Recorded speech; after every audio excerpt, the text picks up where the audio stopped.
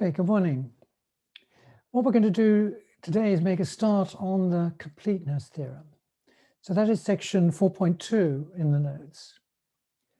Just to recap a little bit what we've done so far. Right? We proved last time the soundness theorem.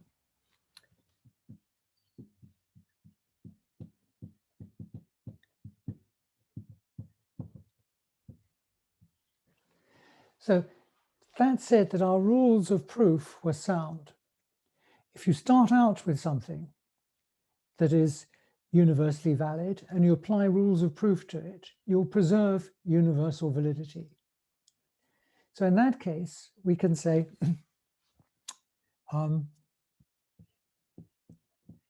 if I had some phi here, which is universally valid, it's true under all structures and all interpretations.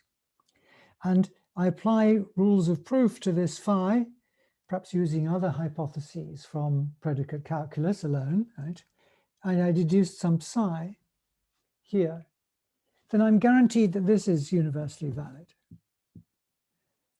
So I just here I'm using rules of proof. So the slogan is that deduction preserves validity.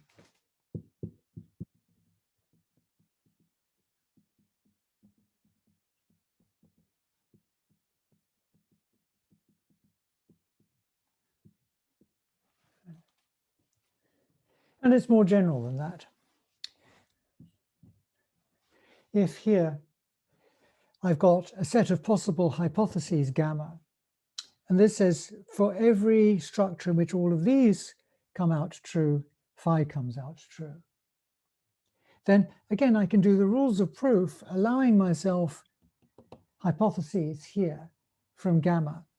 And what I will get in the end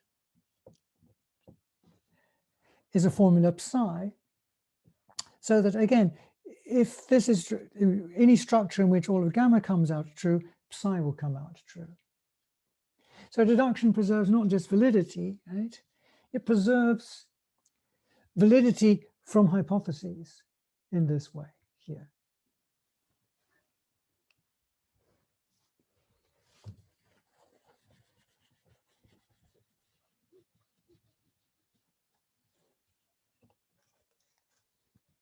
So the soundness theorem itself is, if I have this, then I have this.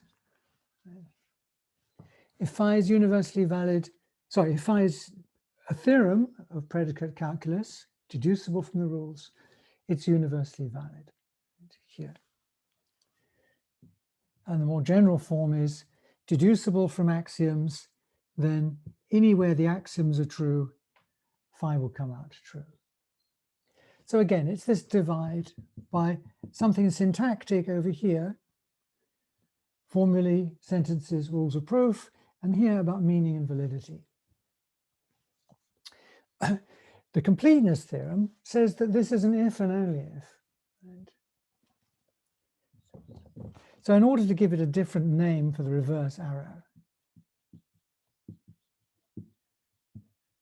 the adequacy theorem is this here.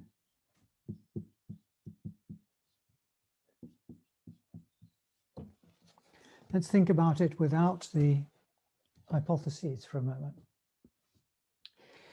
This is saying if this formula is true in all structures under all evaluations, then our rules of proof are good enough to deduce it. So again, it's linking meaning with syntactic moves here. And more generally, we have this. If this relationship holds for all structures in which gamma comes out true under any evaluations, phi will be true, then actually I can deduce phi from gamma. So it's like saying, let's suppose gamma is the three axioms of group theory. Right? This would be saying here, any formula that's true in any structure in which the group axioms are true, in other words, any group. Right? If I got a formula that's true in all groups, then I can deduce it from the axioms. And this isn't entirely clear. Right? Just because something is true in all groups means I can prove it using our rules of proof from the axioms. But this is what the more difficult direction here of this equivalence is. And so the two together, the equivalence, is called the completeness theorem.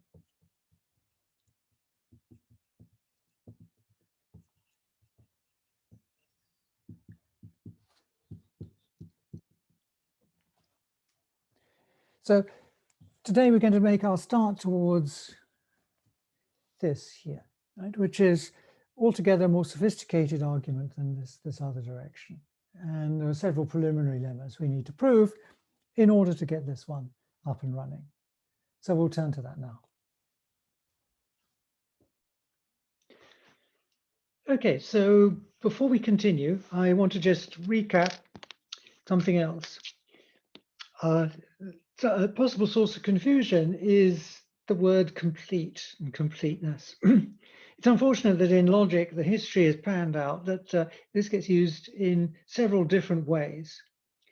If we go back to this definition 4.3, which I've slightly changed, actually, I've included here, and that's another reason to recap here, a definition of consistency that was missed out. What I'm concentrating here is a theory can be called complete. So a set of sentences gamma, right, is complete. Oh, I've called it T, right? An L theory T here is complete if for every sentence T either proves sigma or it proves its negation. So that would be a rather special theory if that was the case. Right?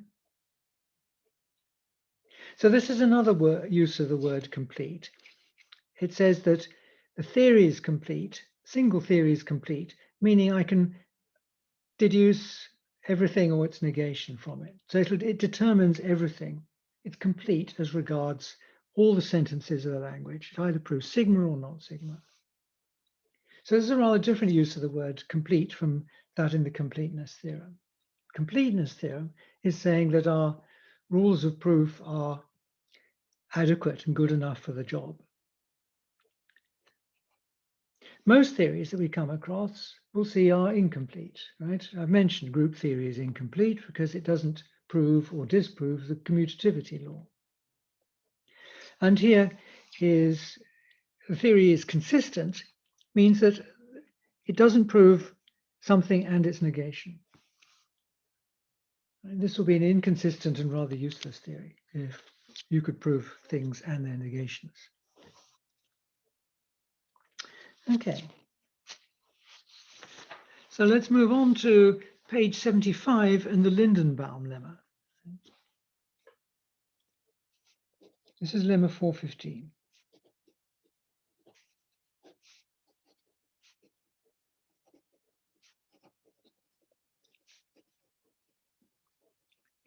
It's named after a Polish logician in the 1930s.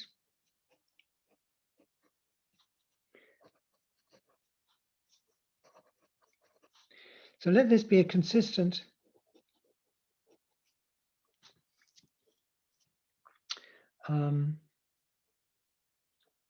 consistent set of sentences.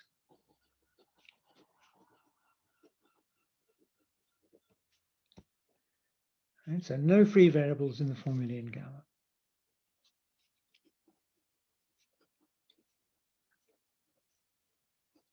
Then there is gamma prime extending gamma, which is both consistent and complete.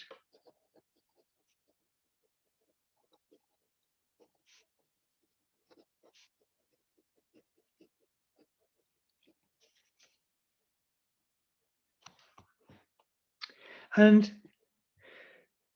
the kind of tactic is not so hard, right?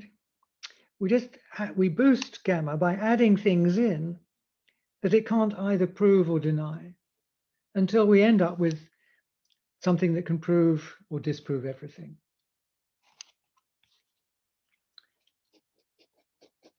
So how do we set about doing this here? So we have that L is countable. So we're dealing with countable languages. So let's suppose I've got this, I'm starting at 1, I see. I've got an enumeration of all the sentences of the language.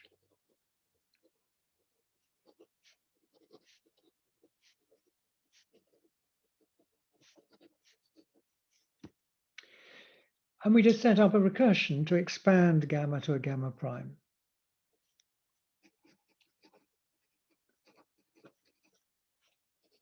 So we define by recursion.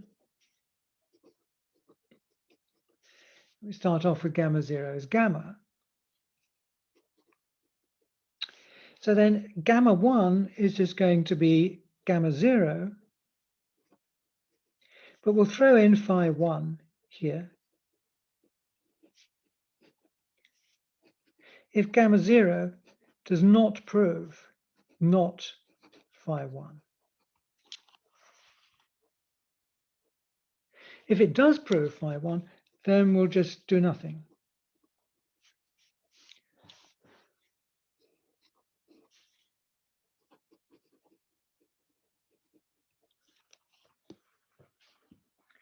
So we'll just go through all of the phi n's and just decide in turn whether to throw phi n into, sorry, phi n plus 1 into gamma n. Right?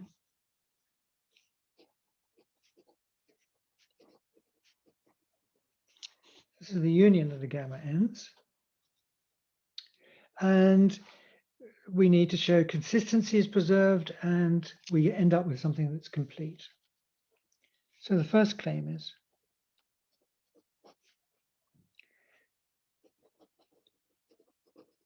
each gamma n is consistent.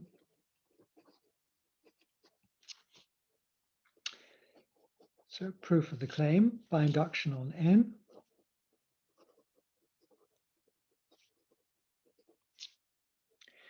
Okay, base case, gamma 0 is consistent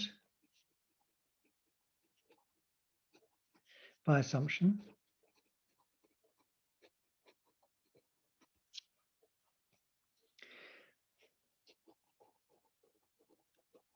So assume gamma n is consistent, but gamma n plus 1 is not.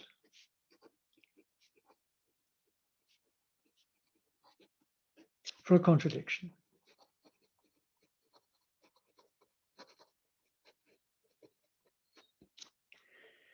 Well, in that case, gamma n plus 1 must be different from gamma n, so this case applied.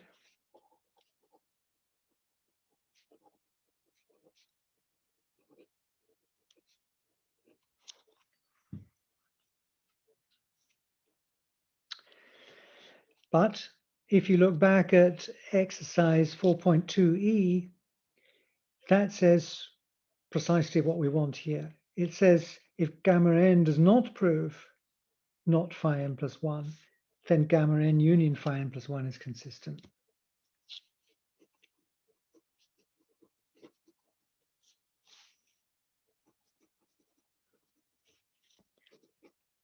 Four point two E, gamma n plus 1 is consistent.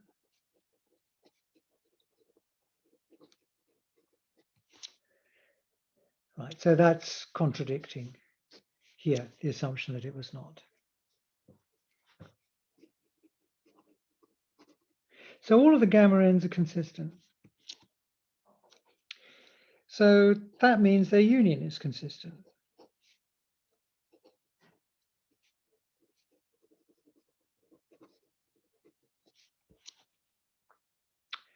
Because if it was not consistent, this would mean I could deduce from gamma prime some formula, some sentence sigma and its negation, not sigma. But those deductions only use a finite number of axioms. But gamma prime is the union of the gamma n's. So that finite number of axioms must all be in some gamma n, some sufficiently large n.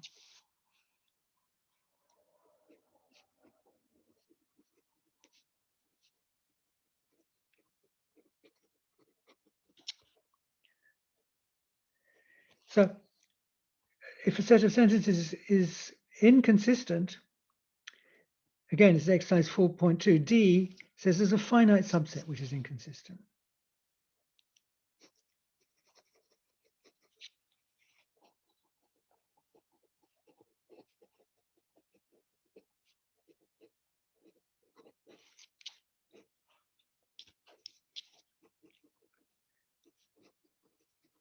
So then for a large enough n, gamma 0 is contained in gamma n. But this would mean gamma n is consistent. A superset of an inconsistent set is inconsistent.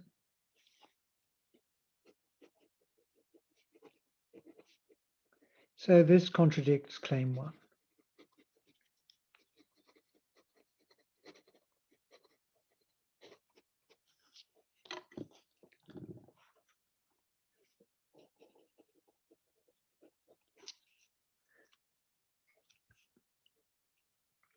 Okay, so that finishes claim 1. This has finished claim 2.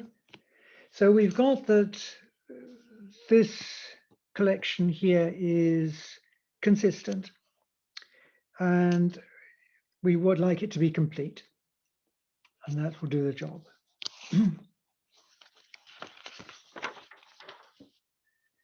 And this essentially works because we listed all of our sentences at the beginning.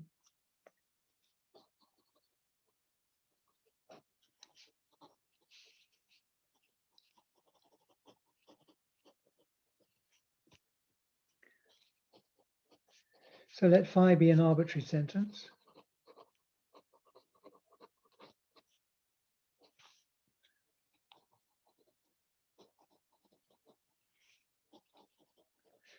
Then phi is just phi n plus 1 for some n.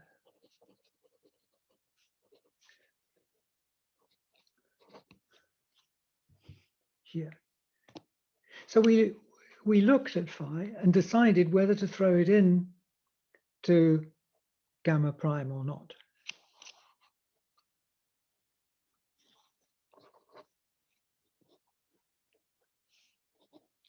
So if gamma n did not prove not phi n plus 1, right, which is not phi, then phi n plus 1, which is phi, is going to be in gamma n plus 1, which is contained in gamma prime. So trivially, gamma prime proves phi.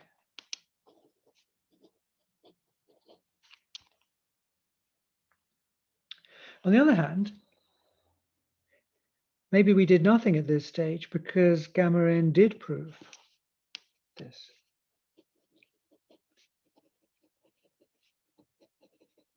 So on the other hand,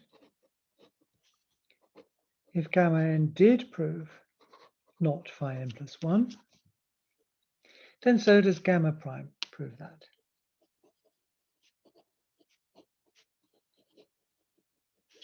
Because it's a superset of gamma n. But this is just not phi. So either way, at that stage, we decided the fate of phi, right? Whether it was going to be provable from gamma prime or its negation was already provable from gamma n. So gamma prime is complete. So this finishes the lemma.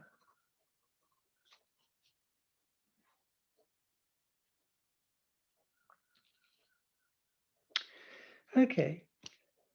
The theorem 416 is the statement of the adequacy theorem.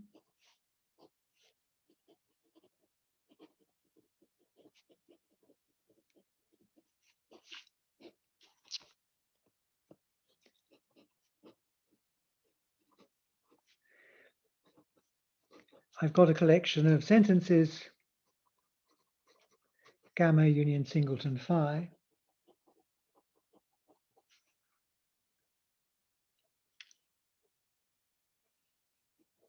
and L is countable,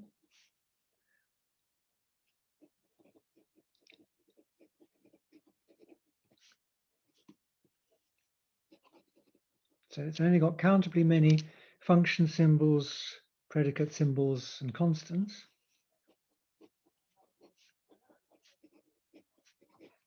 then we have this.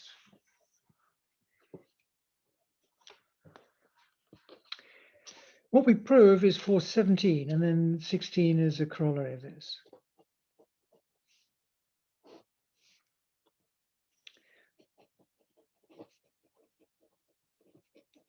Any consistent set of sentences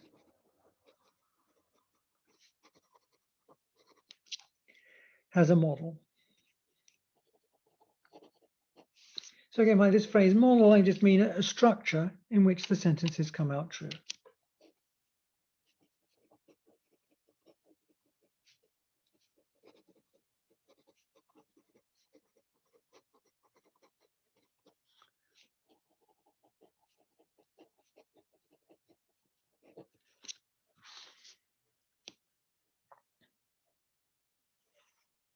So again, notice,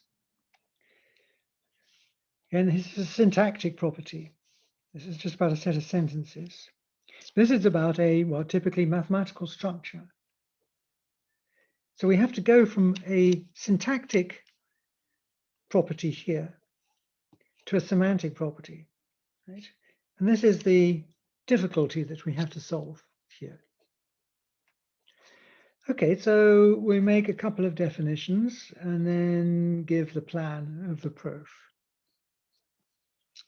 So there are some technicalities involved.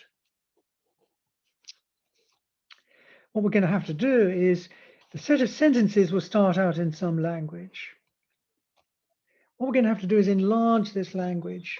And what we're going to do is throw in new constant symbols that weren't there before. So we're going to pick an infinite set of fresh constant symbols and add them to the language.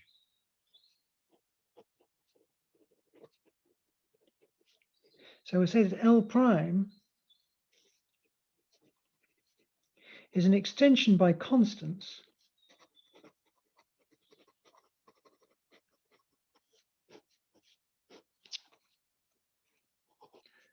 of the language L. Means it's got more things in it, but the only extra things it's got are more constants.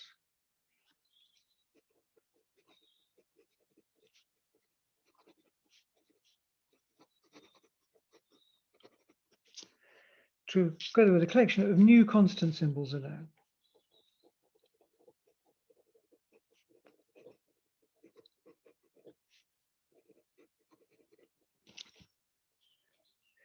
Okay, so we write L is contained and a little c for constants there, L prime.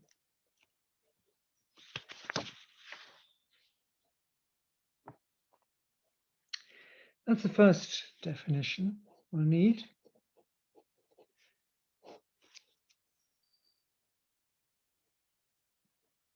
A full extension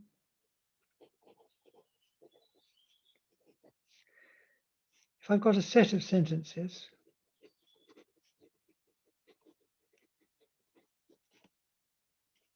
I've got an extension of the language by constants, L prime,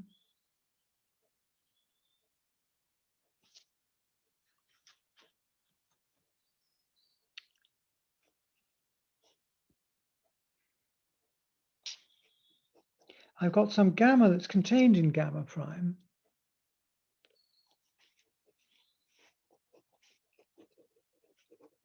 Gamma prime is called a full extension of gamma.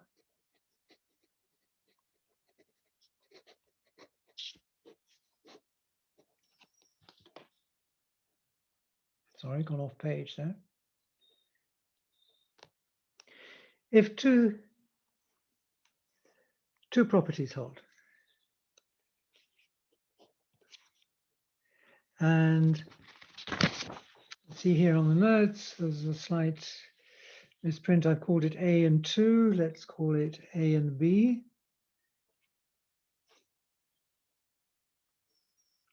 Oh, sorry, no, this is 1 here. So let's call this 1, part 1 of the definition.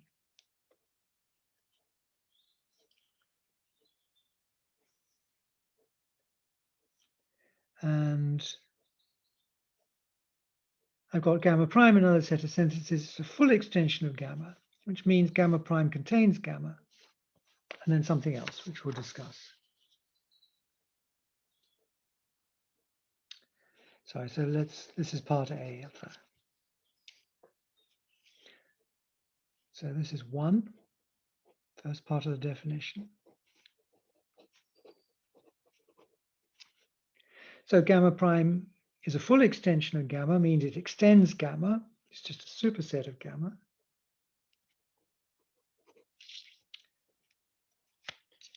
And then in B is the difficult part.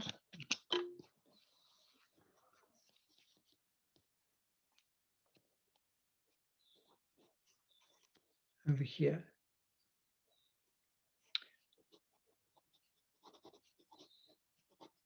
So I take a formula, sorry, in the language here. And it's not a sentence. It's got a single free variable.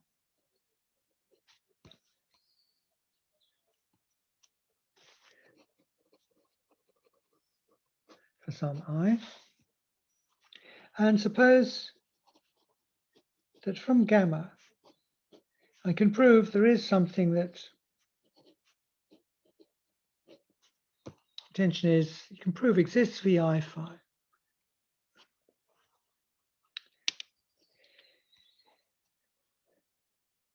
Then the languages L prime and the set of sentences gamma prime are so arranged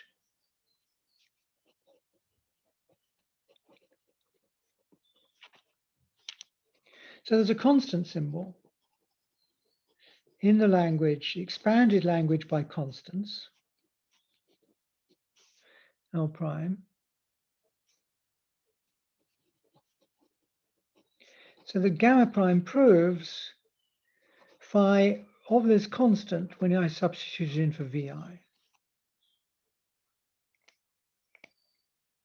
Well, in fact, I say this here is in gamma prime.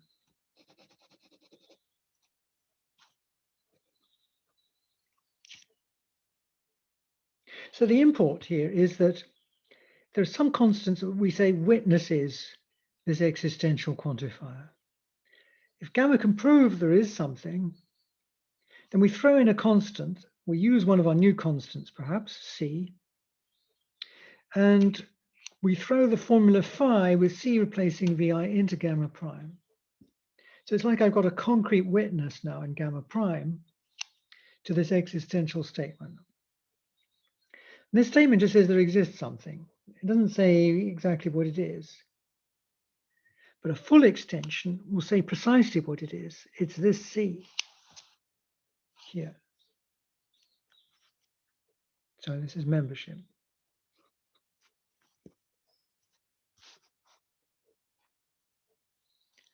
Okay, so it's a little bit obscure at first. Part 2 says, I've got a set of sentences.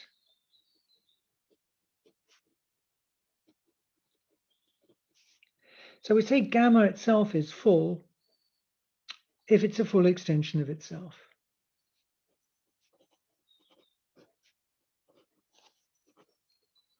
According to the above definition.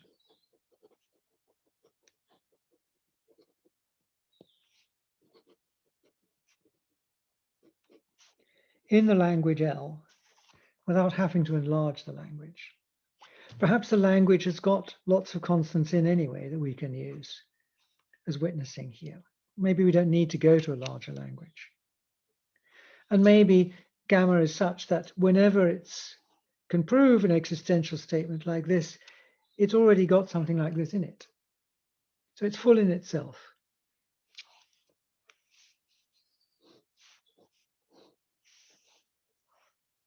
So clearly gamma, a full set of sentences, is a special kind of thing. Right?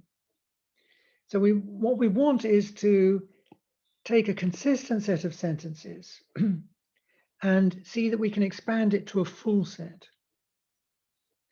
That's the first stage of operations here.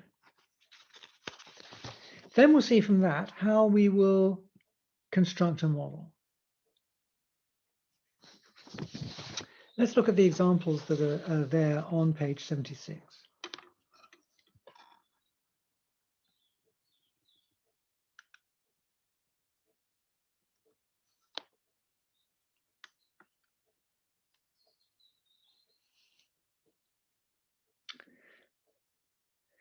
Okay, here's a formula that's an axiom. It's an instance of the axiom A6, right? Now, by one of our rules of proof that I kind of skated over, called the E rule, from for all something, you can deduce there exists a something like that here. So if a theory is going to be full, it better be, there is going to be at least something like that that's universally valid. So it's in all theories. So if it's universally valid, right? Something like that is universally valid. So if a theory is going to have a chance of being full, because we have to consider all possible existential statements that can be proven from gamma, it better be the language contains a constant symbol. So the way everything is set up, it means that a full extension must contain at least one constant symbol. So look at then at the standard structure of the natural numbers here. So here I've got n plus and times and 0. Here I've got a larger structure where I also put in here the numbers 0, 1, 2, etc. Now suppose gamma is a theory which is true in the natural numbers. So it's consistent because all of the things there are true. Now suppose from gamma I could prove this existential statement here. Exists 305. So by the soundness theorem, if I can prove this from gamma, then I have this relationship. Any structure in which all of gamma is true makes this true. Okay, gamma is true in n. N star is just n with some more structure thrown onto it. So gamma will be true in n star. Okay, so by this here, this existential statement is true in n star. Okay, but the domain of n here, everything is named by a constant.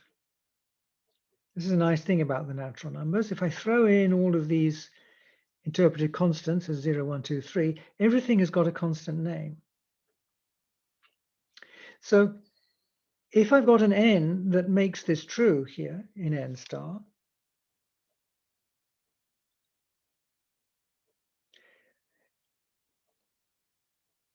from this what we can see is if we extend the language for n to some L prime by adding in all of these constants, 1, 2, blah, blah, and let gamma prime be everything that's true in n star, then gamma prime contains all of the things like phi n that arise in this way. So I would say that gamma prime is a full extension of gamma here, right?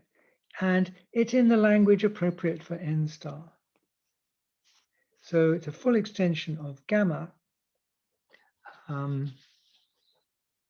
in L prime, the language for n star.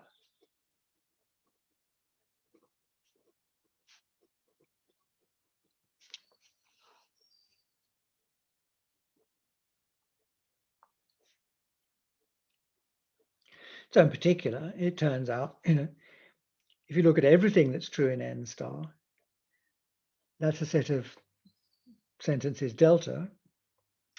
Delta then is a full extension of itself in this L prime here,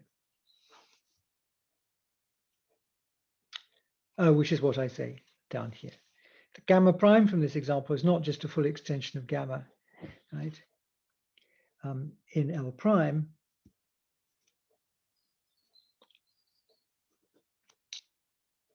but in itself, gamma prime is itself full here in L prime.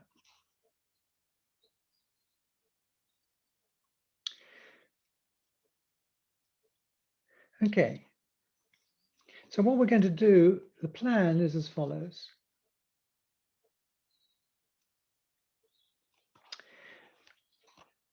We need to go from a consistent set of sentences to a model. So here's we take a consistent set of sentences. So the first step is we expand it to delta prime so that it becomes full, possibly in a larger language where we've thrown in some new constants. So now I've got a consistent full extension of delta. Now I show for any consistent set of sentences the Lindenbaum lemma. So I can extend in particular, right, this delta prime to make it complete and consistent. So we keep doing this infinitely often.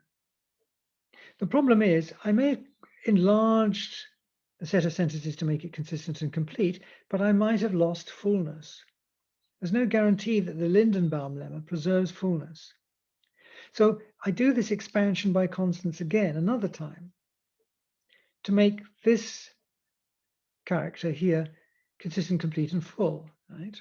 Well, I add full, no, I then make it full. Right? But then I may have lost completeness. Right?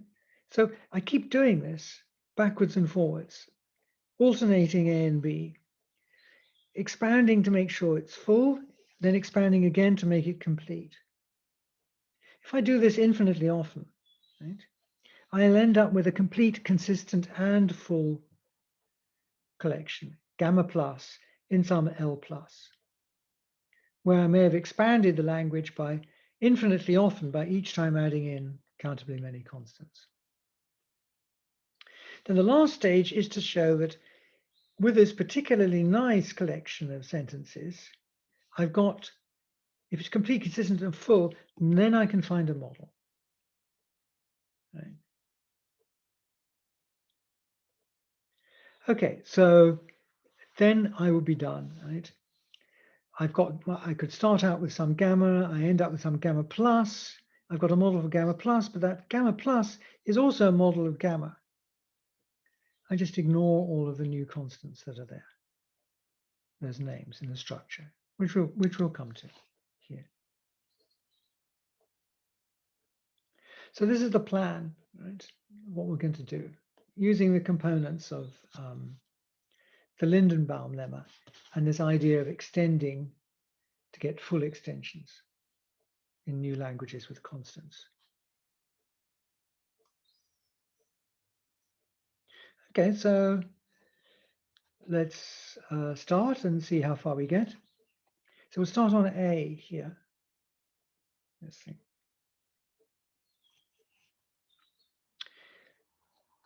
So let's see what we have.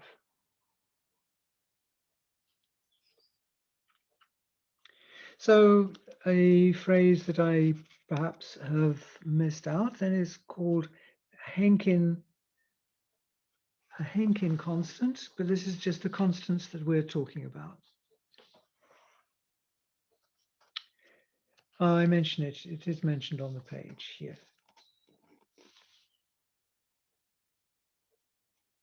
When I talked about full extensions by constants here for some existential formula, right? So if I'm wanting to go from this gamma, this existential formula to the formula with the constants in, so in gamma prime, I will have this. So the constant, the kind of fancy word for this is the Henkin witness or constant, is for this here. named after the person, of course, who invented this idea. Okay.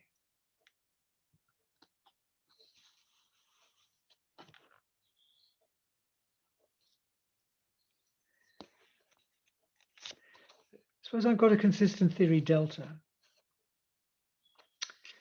Then there's a consistent full extension delta prime, obtained by throwing in some more constants. And we just do the hard work. We just throw in the constants. Okay, so we wish to add these constant symbols to the constants of the language. And these will be these special witnesses for existential statements. Now, I could always just do this kind of, I could just say, okay, I'll extend the language and just throw in all these constants, whichever ones I need. The problem is we want to make sure that we don't lose consistency. I don't want to throw in too much and get some inconsistency. So let's suppose we've got an enumeration of all the formulae with one free variable.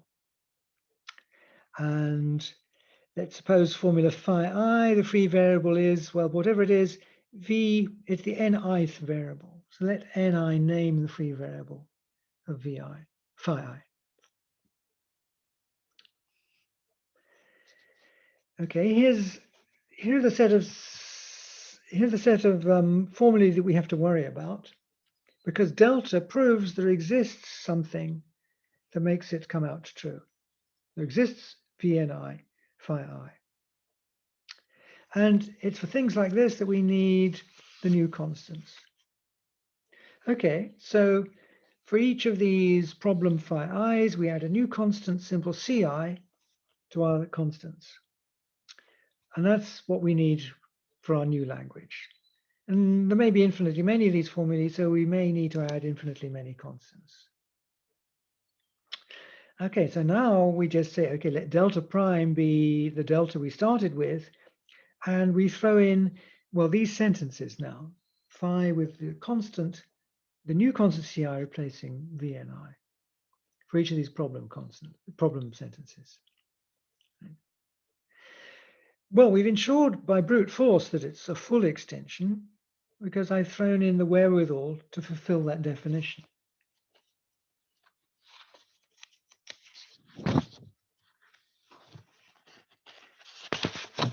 But we need that it stays consistent.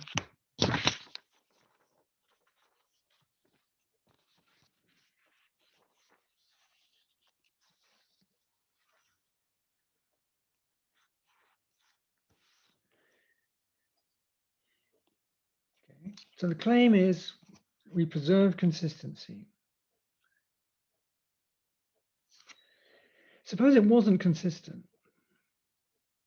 So then we'd have some finite subset from which I could deduce a contradiction. I could deduce psi and not psi, say. So what I'll do is I'll let delta 0 here be, I'll divide it into two parts. Gamma, which is the old style of formulae which don't have the new constants. And then there's finitely many things in delta bar which do have the new constants. So delta bar is contained in those things where we had to throw in a constant. There's only finitely many things in gamma and delta bar. Okay, so we let chi be the conjunction of these finitely many things here in delta bar. Okay, so gamma with chi essentially is the same as gamma with delta bar. It can prove this contradiction. By our deduction theorem, we can prove, gamma proves from chi this contradiction. Now I use an instance of a tautology. P arrows Q and not Q implies not P. This is always true here. And that's what I've got here. P arrows Q and not Q right here. This implies not P. So from this, I can deduce this. I don't need any hypotheses to go from this to this. It's just this tautology here. Okay, so chi was a conjunction of finitely many formulae of this kind here. So let's suppose it looks like this. Don't know what that is there without loss of generality. So since none of these CIs appear in gamma, right, we can apply exercise 319. So let's look back there at 319. Here's exercise 319.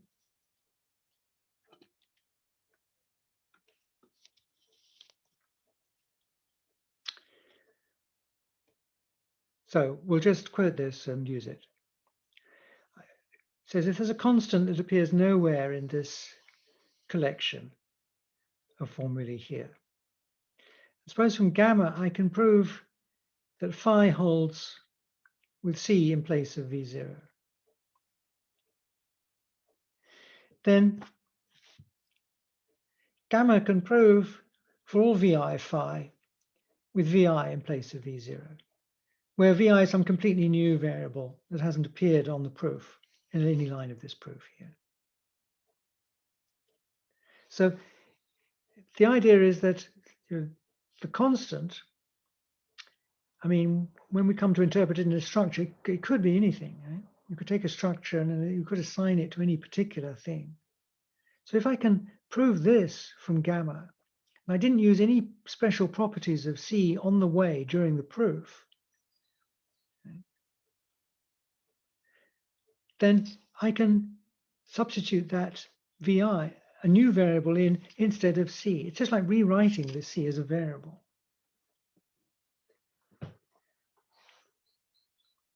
Okay, so from this, let's just take it that we can get that.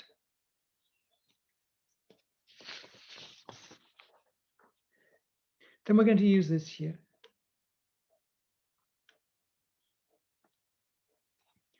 Here I've got chi. It's a conjunction of finitely many formulae of this form. Right? And not chi is provable from gamma. Now in this proof here, none of the CI appear in gamma. So we'll apply that exercise, right, for each of these in turn, right, using new variables which didn't occur in gamma or chi. So instead of, if there was just one thing here, we'd just be appealing to that exercise. But there's a conjunction of k things here. So we do it k times. So we apply new variables that don't occur anywhere. We call them primes. V1 prime to replace C1, Vk prime to replace Ck. The next line is just a piece of syntax changing. If I replace Ck in the formula of phi k with Vk prime, that's the same as replacing Vnk. Recall this is the free variable of the formula phi k with Vk prime. Right? The end effect is the same. So I do that here. I replace the constants back with new variables. And here I've got for all not, that's the same as not exists, not, well, which cancel out. So, and now I've got these variables here, but this is logically equivalent to just the same old formula with the VNIs in place of these new variables VI prime here. And that's justified by this lemma here. So we then have, there is not And now what have I got? I've got not exists. It's like A and B and C and D and so on. So I've got not exists A and exists B and so on, so on, so on, so on here. So if there does not exist object satisfying this conjunction, right?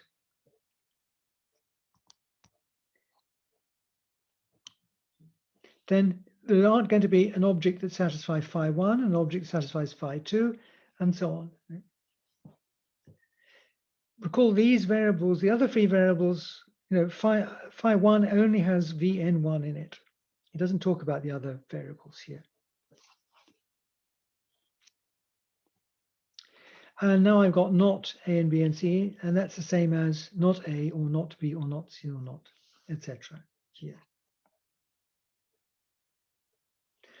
So delta, our original set of sentences. Sorry, kind of lost sight of that. Delta here was our original consistent theory. Right? Delta 1 were those phis such that delta proved things of this kind, these existential statements. Right? So delta proved these existential statements for each of these i's less than or equal to k. Each of these phi i's here, right? This was something that was in delta prime, right? In delta 1, sorry. There's a phi I that came from delta 1. It's here. So delta proves all of these things here.